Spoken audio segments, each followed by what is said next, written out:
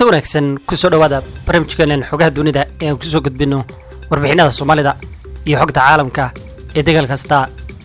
barnaamijkeenan waxaan ku soo gudbin doonaa muxuu yahay saldhigga dibadda ee militariga ee Turkiga uu samaystay oo walwalgeliyay Russia iyo dalka Iran, kuna biiraya saldhigyada militariga ee dibadda ee ugu waaweyn dalka Turkiga iyo warbixinaha kale ayaan idiin soo gudbin doonaa. hadal hayn badan ayaa ka imanaysa Moscow dareenkeeda ee ka qabto Turkiga saldhig military oo ka furanayo dalka Azerbaijan iyo sidoo kale ciidan military oo isbahaysa oo ay sameynayaan. wararka xanta ee ay baahiyeen warbaahinta dalka Turkiga iyo kuwa Russia labadaba waxay muujiyeen saldhigga militariga ee uu Turkigu ku yeelan doono Azerbaijan markii ugu horeysay oo walaac ku abuuray Russia oo saldhig ku leh dalka dariska la ee Armenia. sida lagu daabacay wargeyska toddobaadlaha ee The Arab Weekly ayaa shaaca ka qaaday sababaha ugu walwaqabto Russia saameynta militariga dalka Azerbaijan. Turkiga ayaa xoojinaya iskaashiga difaaca ee Azerbaijan iyadoo ay doonayso in ay la wajabaarto guusha militariga ee dagaalka ka dhanka ah Armenia kadib dagaalkii sanadkii hore dhexmaray Azerbaijan iyo Armenia, iyadoo ismaandhaafyada socda ee xadka Armenia iyo Azerbaijan ay weli kordhayeen toddobaadyadii la soo dhaafay. waxaa jiray xitaa mala awaal in Turkigu uu qarka u saaran yahay inuu samaysto ciidan military oo wada jir ah Baku. Turkigu wuxuu caawiyay Azerbaijan in ay ka baxdo dagaalkii 6 toddobaad ee ka taagnaa gobolka Nagorno-Karabakh, waxayna doonaysaa inay ka faa'iideysato iyadoo sii kordhinaysa saameynta koonfurta gobolka Caucasus.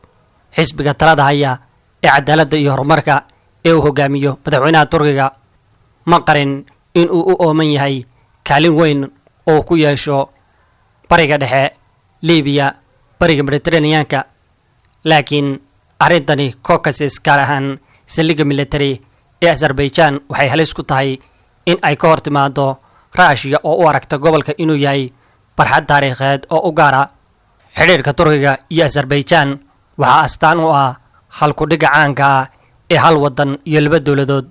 Turkiga iyo Azerbaijan waxay lahaayeen xiriir taariikheed oo aad u dheer tan iyo markii Baku ay ku dhawaaqday madaxbannaanideeda 1991. wadamadu waxay u badan yihiin muslimiin, waxay wadaagaan isir iyo dhaqan isku mid ah, waxaana isku xidha dano dhaqaale oo xooggan. walaac joogto ah oo ay wadaagaan labadoodaba ayaa hor istaagaya himilooyinka gobolka ee Armenia. Turkiga iyo Armenia ma lahayn xiriir diblomaasiyadeed. taariikhdooda oo ahayd mid colaadeed laga soo bilaabo qarniyadii hore. xiriirka u dhexeeya Ankara iyo Baku ayaa si qoto dheer u koray kadib markii Turkigu ay ku tuurtay awoodeeda military Azerbaijan intii ay socdeen dagaalka sanadkii hore. Ankara waxay siisay ciidamada Azerbaijan diyaaradaha hubaysan ee Bayraktar TB2 kuwaas oo loo isticmaalay in waxyeello ay u geystaan ciidamada Armenia. dagaalku wuxuu ku dhammaaday heshiis Ruushku u dhexdhexaadinayay bishii November, wuxuuna sababay in Baku ay ku guuleysatay military ahaan dhowr magaalo iyo ku dhawaad 300 oo degsimooyin ah iyo tuulooyin. ugu yaraantii 5,000 oo askari iyo in ka badan 140 qof oo rayid ah ayaa ku dhintay dagaalka, halkaas oo barakicisay 10,000 oo qof. natiijada waxay dhabarjab ku noqotay sheegashooyinka Armenia ee gobolka ku dhawaad 30 sannadood. calaamadaha muujinaya in xiisadu aysan weli dhammaan ayaa waxaa jira dagaallo socda xadka Armenia iyo Azerbaijan dhowrkii toddobaad ee la soo dhaafay. ilaa 1 Agoosto wasaaradda gaashaandhigga Azerbaijan waxay sheegtay in xubno ka tirsan ciidamada Armenia ay bartilmaameedsadeen goobahooda ee Baku oo ay kaga jawaabeen rasaas aargoosi ah. horaantii bishii Agoosto ugu yaraantii 3 askari oo ka tirsan Armenia ayaa ku dhintay, 2 askari oo Azerbaijan ayaa ku dhaawacmay isku dhacyo ka dhacay deegaanada Kalbajar ee Azerbaijan. arrimahani ayaa laga yaabaa inay sii horinayaan wararka warbaahinta Turkiga ee sheegaya in ciidan isku dhaf ah Azerbaijan iyo Turkigu ay u dhow yihiin inay sameeyaan. jahwareerka Armenia waxaa sii xoojiyay hadal ka soo baxay afhayeenka baarlamaanka Turkiga Mustafa Santoob xafladda saxiixa baaqa Baku 28 July oo u dhexeeyay Turkiga iyo Azerbaijan iyo Pakistan. rajada ciidan isku dhaf ah ayaa u muuqatay mid macquul ah marka loo eego iskaashiga military ee u dhexeeya Ankara, Baku iyo Islamabad oo si isdaba jooga u kordhayay tan iyo markii khilaafku u dhacay. Ankara waxay ku adkaysanaysaa inaysan lumin karin saamaynta ay ku leedahay deganaanshaha Nagorno-Karabakh, waxayna raadinaysaa in sare ay u qaaddo kaalinteeda ay ku leedahay koonfurta gobolka Caucasus. dabayaaqadii bishii Juun, militariga Turkiga iyo Azerbaijan ayaa dhoolatus militari oo wadajira ka sameeyay Baku oo ay ka qaybgalayaan shaqaalaha militariga, taangiyada iyo diyaaradaha aan duuliyaha lahayn.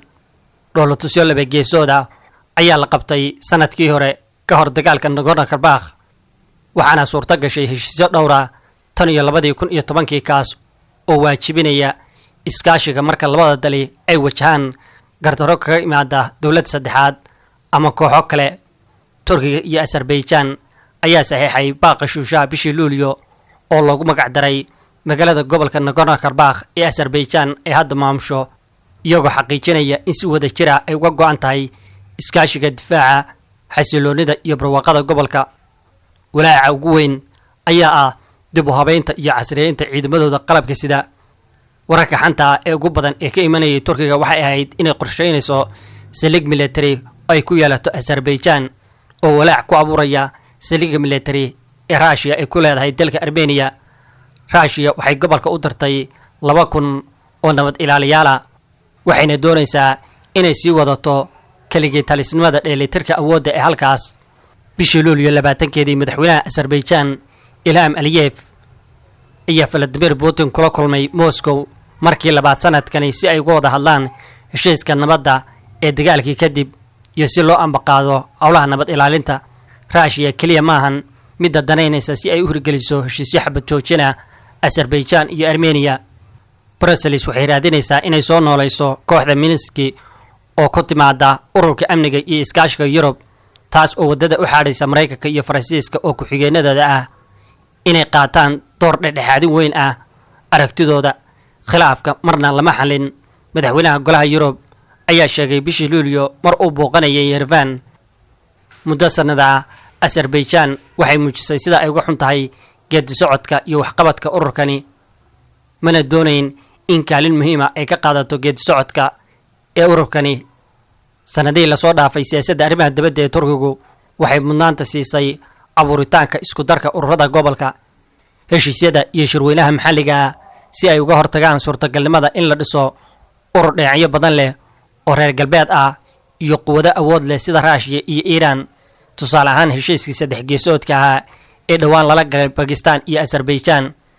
Turkiga ayaa ka dhawaajisay madal cusub oo ka kooban 6 dowladood oo lagu taageerayo nabadda gobolka Caucasus oo ay ku jiraan Turkiga, Azerbaijan, Russia, Iran, Georgia, Armenia. Turkigu wuxuu aad u daraynayaa inuu saxiixo guusha siyaasadeed ee dejinaysa siyaasadda arrimaha dibadda. heshiisyada military ee u dhexeeya Ankara iyo Baku, Russia iyo dowladaha kale ee dariska la ah ayaa si aad uga digtoon, waxayna dowladaha kale ee gobolku ay si gaar ah u maamulaan xiriirka ay leeyihiin Russia iyo Turkiga, iyagoo ka digtoon cawaaqib xumo ka dhalan kara xiisad gobolka ka dhacda. inkastoo Turkigu isku dayayo inuu ka fakaro dheelitirka awoodda ee gobolka, Turkigu wuxuu isku dayayaa inuu ka fakaro dheelitir awood oo ku xoojin karo loolanka kala dhexeeya Russia waana gobolka koonfureed ee Caucasus oo ay u aragto Moscow inay tahay xulufada soo jireenka ah iyo dowlado yaryar oo ka tirsanaan jiray midowgii Soviet oo kala daadaatay.